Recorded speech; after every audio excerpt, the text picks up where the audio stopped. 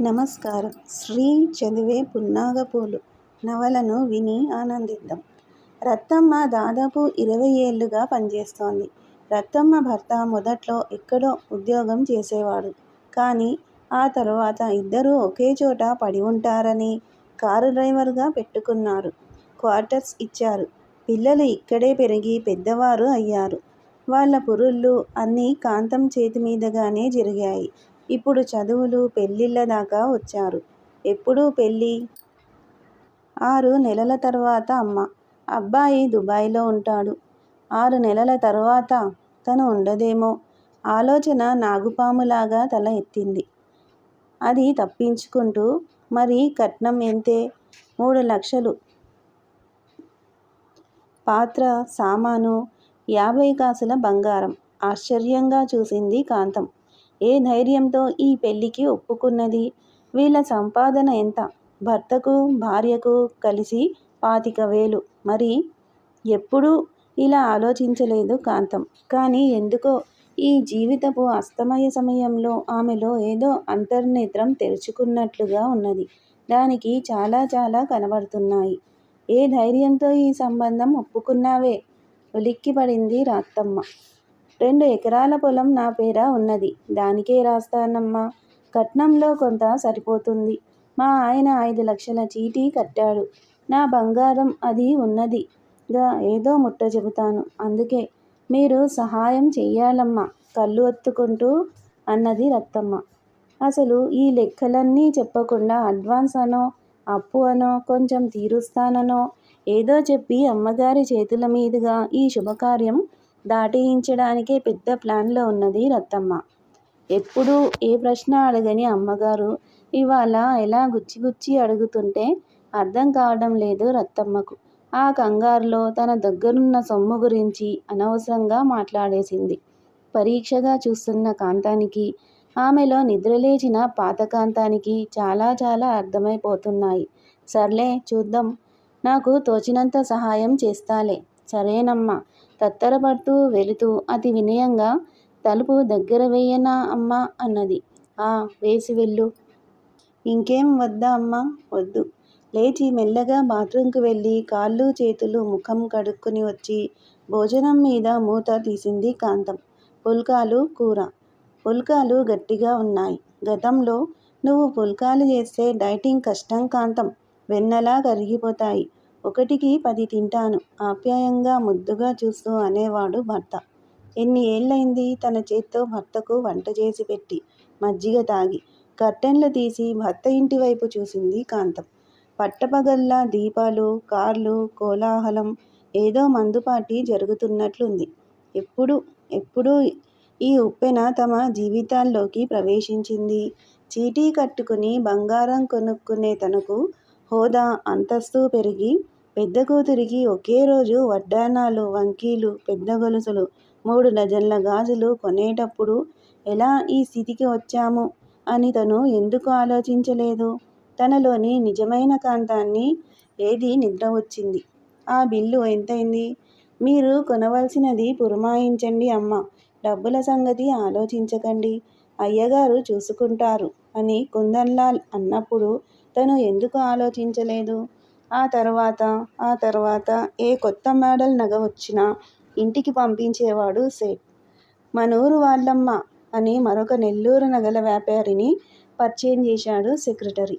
తనకు ఎప్పుడు వచ్చినా 50 కాసుల నగలు అంటగట్టిగాని వెళ్ళడు. వద్దన్నా వినేవాడు కాదు. ఎందుకయ్యా ఇంత పెట్టి ఇప్పుడు? పెళ్ళా ఒడుగా అంటే ఈ డిజైన్ మళ్ళీ రాదమ్మా. ఆ చెక్కడం చూడండి. అమ్మగారు వేసుకుంటే వాటికే కల వచ్చింది అనేవాడు. ఒకరోజు పెద్ద శారీ షోరూంకు వెళ్తే సేట్ ఉన్నాడు. అక్కడే అతని షాపు. ఏమిటి ఈ మధ్య కనబడడం లేదు సేట్ అంటే, ఎక్కడమ్మా మీరు శీతకన్ను వేస్తిరి అంటూ చాలా మాట్లాడాడు. అయ్యగారి సెక్రటరీ పెద్ద లుచ్చా అమ్మా. అయ్యగారికి చెప్పండి. చాలా కాంట్రాక్టులకు అయ్యగారితో పని చేయిస్తానని లక్షలు గుంజాడు. ఇది అన్యాయం. అయ్యగారికి చెప్తానంటే నన్ను బద్నాం చేశాడు. కూల్ డ్రింక్లు, స్వీట్లు ప్యాకెట్స్, కొన్న చీరలన్నీ బిల్లు లేకుండా బహుమతి అంటూ పంపించాడు. ఆ మర్నాడు సేట్ ఏమయ్యాడు? కనబడడం లేదు అని మాట వరుసకు అడిగింది కాంతం. వాడు ఉట్టి వెధవమ్మ. నా ఎగస్పార్టీ వాళ్ళ దగ్గర చేరాడు. పైగా నా పేరు చెడగొట్టాడు అని చాలా చాలా చెప్పాడు సెక్రటరీ. తను ఆ షాప్కు వెళ్ళినట్లు డ్రైవర్ దగ్గర కూపీ లాగాడు అని నవ్వుకున్నది. కానీ ఈ నగలు చీరలు వెనుక ఎన్ని విధ్వంసాలు జరుగుతున్నాయో, ఏవేవో విలువలు గాలిలో కలిసిపోకపోతే ఈ రకం డబ్బులు వస్తున్నాయో ఆ రోజు తెలియలేదు. ఆ నల్ల మూటలు అవి కలలోకి వస్తాయేమోనని భయం వేస్తోంది. అవి తీసిన చోట పెట్టాలి ఎలా?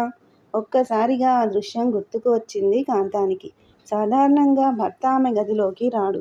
కానీ ఒక్కొక్కసారి వచ్చి, కాంతం, నీ గదిలో పని ఉన్నది, బయటకు వెళ్ళిరా అంటాడు. మాట్లాడకుండా షాపింగ్కో గుడికో వెళ్ళిపోయేది. అతనితో పాటు అతని సెక్రటరీ, ఒకళ్ళో ఇద్దరో ఉండేవారు. అతని ఇంట్లో ఎప్పుడూ జనం.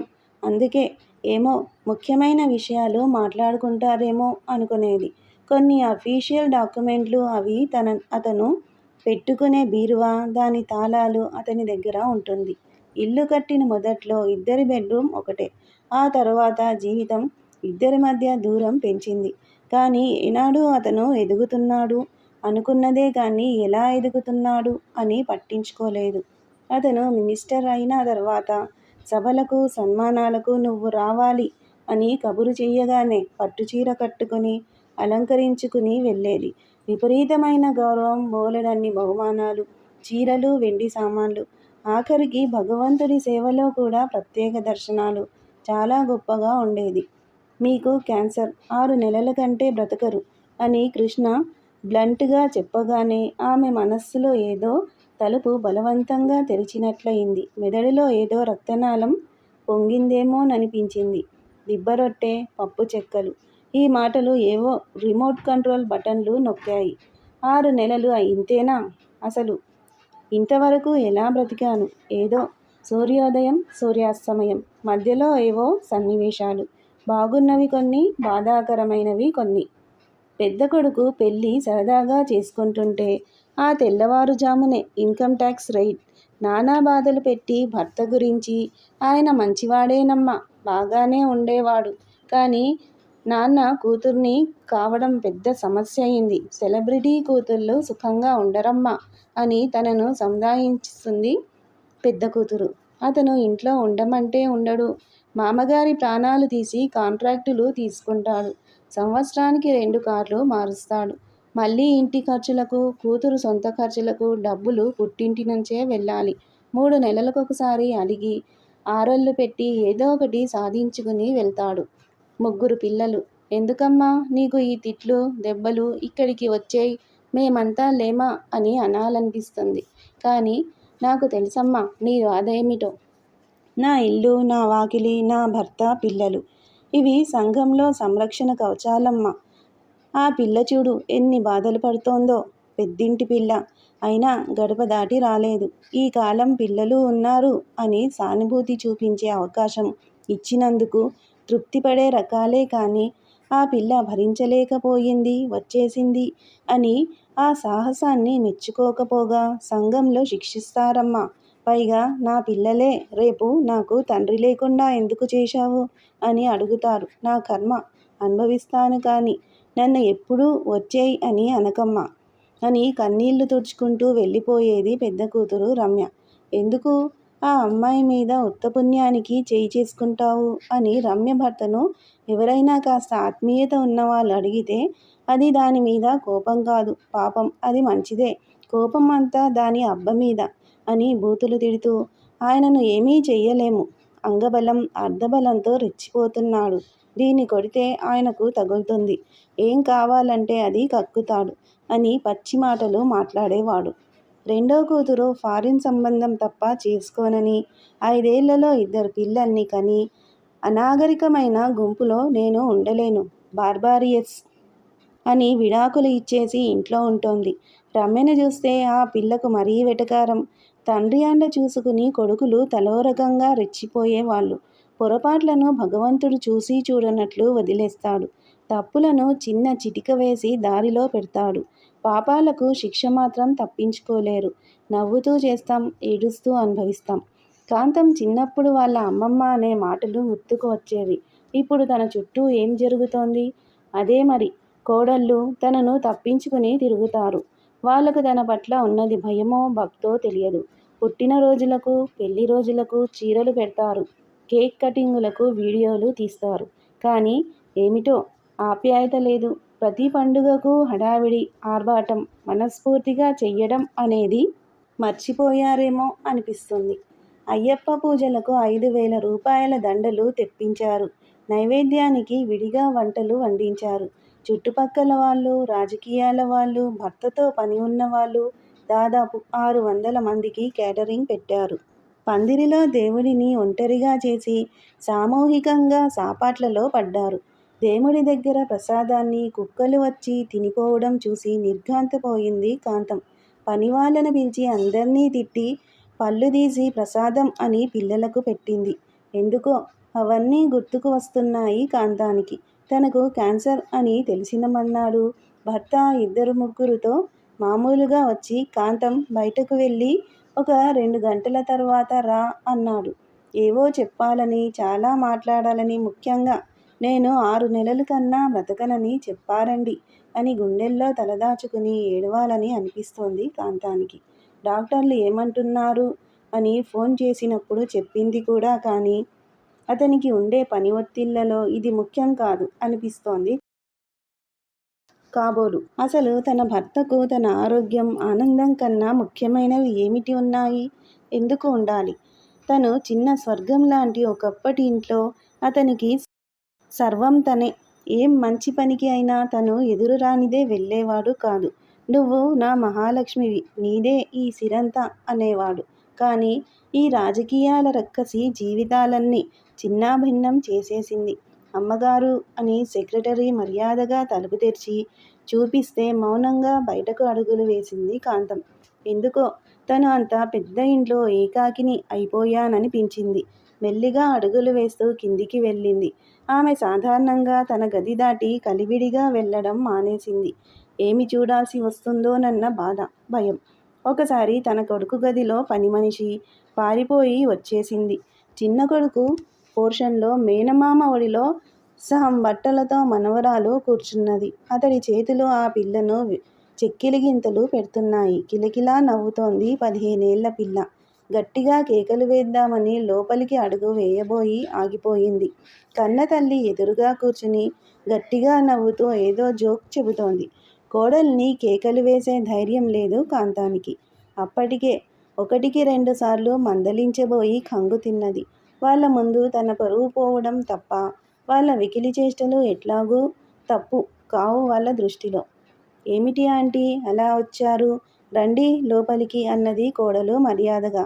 తన లోపలికి వచ్చినా మనవరాలి స్థితిలో మార్పు రాలేదు అంటే తనను గౌరవించబడే పొజిషన్లో లేదా? ఆ గౌరవం పొందే ఆకర్షణ ఏదో తనలోంచి పోయిందా? ఎందుకని? ఒకప్పుడు తనను చూసి గౌరవంగా, భయంగా ఉండే తన సంసారం ఇలా ఎవరికి వారే యమునా తీరే ఎలా అయ్యారు? వీళ్ళకు అర్థమైపోయిందా? తను డాక్టర్ దగ్గరకు వెళ్ళి వచ్చానని వీళ్లకు తెలుసా? ఎలా ఉన్నది? ఏమంటున్నారు డాక్టర్ అని అడుగుతారేమోనన్న చిన్న ఆశ. వీళ్ళు అడిగితే నీ రోగం తగ్గుతుందా? లేకపోతే పెరుగుతుందా? అయినా తను పోతే చాలా పెద్ద హాలు. ఆ మధ్యలో తన ఫోటో పెట్టి దండలు వేసి చుట్టూ రకరకాల రంగుల బల్బులు పెడతారు. అంతే. ఇప్పుడు బ్రతికి ఉండి వీళ్ళ మధ్య ఉంటే ఎంతో, చచ్చిపోయి వీళ్ళ మధ్య ఉన్నా అంతే తన ఉనికి. దానికి అర్థం లేదు. తను బతికి ఉన్నది, జీవించి లేదు. అర్థమైంది కాంతానికి.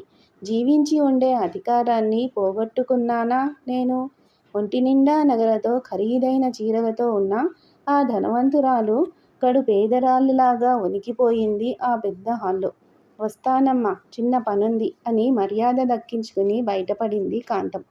మెల్లిగా కిందికి దిగి అత్తగారి కోసం కట్టిన చిన్న ఇంట్లోకి వెళ్ళింది. మంచం మీద పడుకుని ఉన్నది ఆమె. వెళ్ళి కాళ్ళ దగ్గర కూర్చున్నది. కళ్ళు తెరిచి, నువ్వా కాంతం, ఎట్లా ఉన్నావు? అదేమిటి అలా పాలిపోయావు? తిండి సరిగ్గా తినడం లేదా? రంగమ్మ, నన్ను లేపు అన్నది ముసలామె. రంగమ్మ వచ్చి మెల్లగా లేపి కూర్చోబెట్టింది ఆమెను. మీరేమిటమ్మా అలా ఉన్నారు? అడిగింది రంగమ్మ. ఏమిటి కాంతం? భుజం మీద చెయ్యి వేసి ఆప్యాయంగా నిమురుతూ అడిగింది అత్తగారు. ఉప్పెనలాగా దుఃఖం వచ్చింది. ఎముకలు తగులుతున్న ఆమె చెయ్యి ఎంత ధైర్యాన్నిస్తోంది, ఎంత ప్రేమ పంచగలదు. అత్తగారి గుండెల్లో తలపెట్టుకుని బావురుమన్నది కాంతం. ఏమిటమ్మా? తల నిమురుతూ వీపు రాస్తూ అడిగింది.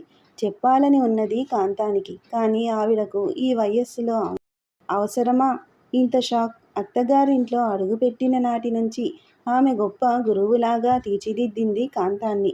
ఏనాడూ మామూలు అత్తగారిలా చూడలేదు, బాధపెట్టలేదు. తన సొంత తల్లి ఇవ్వని సెక్యూరిటీ ఇచ్చింది. వీడి పద్ధతి బాగాలేదు కాంతం. ఇవన్నీ వీడికి పుట్టిన బుద్ధులు కావు. చుట్టూ భజనపరులు చేరారు అని దాదాపు 10 ఏళ్ల క్రితం హెచ్చరించింది ఆవిడ. కానీ అప్పుడేవీ అర్థం కాలేదు కాంతానికి. భర్త ఆయన ఇష్టం అనుకున్నది. ఆ తరువాత 5 ఏళ్ల క్రితం ముసలమ్మ కొడుకుతో యుద్ధం చేసి ఈ చిన్న ఇంట్లోకి వచ్చేసి ఆమె ఇష్టం వచ్చినట్లు బ్రతుకుతోంది. హితం వేరు, ప్రియం వేరు. వీడికి హితం నచ్చడం లేదు. నాకు వాడి మీద కోపం కాదే, జాలి. తప్పుదారిన పోతున్నాడు. వాడి క్షేమం కోరే వాళ్ళ మాటలు లెక్క పెట్టడం లేదు. వాడిని వదులుకోలేము, చూస్తూ ఊరుకోలేము. మన పరిస్థితి పగవాళ్ళకు కూడా వద్దు. భార్యవైపోయావు. నేను చేసిన సాహసం నువ్వు చెయ్యలేవు. రోజూ వాడిని రక్షించమని భగవంతుడిని ప్రార్థించు. అంతే అని ఇంటి బయటకు వచ్చేసింది ఆమె. మళ్ళీ పెద్ద ఇంట్లోకి అడుగుపెట్టలేదు. కాంతం భర్త తల్లిని చాలాసార్లు బ్రతిమిలాడాడు. ఆవిడ పంతం మానలేదు.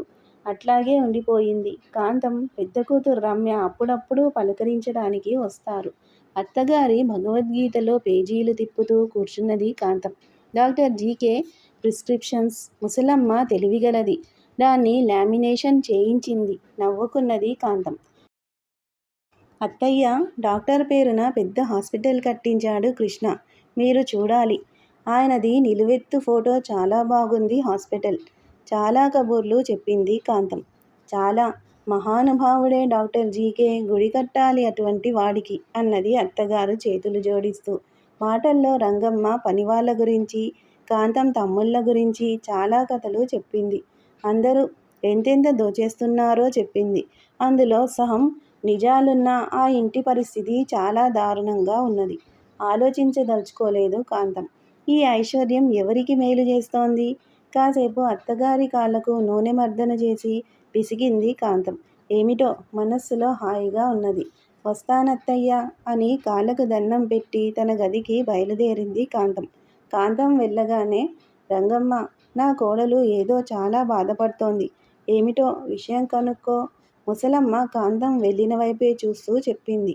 అలాగేనమ్మా అన్నది రంగమ్మ. అంతకు ముందు రోజు కాంతం తన గదిలోకి వచ్చింది. అల్మారా వేసి తలుపులు దగ్గరకు వేసి వెళ్ళిపోయాడు భర్త, అతని అనుచరులు. గదిలోకి వెళ్ళి పడుకున్నది కాంతం. ఏమిటో కడుపులో మెలి తిరిగిపోతూ బాధ. ఎవరికి చెప్పాలి? అంత ఇంట్లో ఎంత ఒంటరిది తను. భర్త అల్మారా తలుపులు సరిగ్గా మూసినట్లు లేదే అనిపించి మెల్లిగా తన డ్రెస్సింగ్ టేబుల్ లోపలి అరలో దాచిన తాళం తీసింది. అవాక్కై అట్లానే నిలబడిపోయింది కాంతం. అల్మారా అంతా ఖాళీ. ఏమీ లేవు.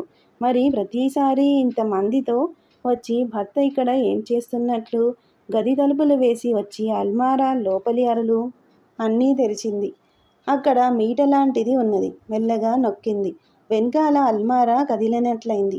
ఒక తలుపు వెనుక గదిలోకి ద్వారం. గబాలన తోసింది. చీకటి. ఇక్కడ ఒక గది ఉన్నదా? తనకే తెలియదే. ఆలోచిస్తూ లైట్ స్విచ్ వెతికి వేసింది. గుడ్డి దీపం లాంటిది ఏదో వెలిగింది. అప్పుడు చూసింది ఆ గది నిండా నల్లటి ప్లాస్టిక్ సంచులు. ఏమిటివి? లోపలికి వెళ్ళి ఒక సంచి మూట ఊడదీసి కెవ్వున కేక వెయ్యబోయి ఆగిపోయింది కాంతం. నోరు గట్టిగా మూసుకున్నది.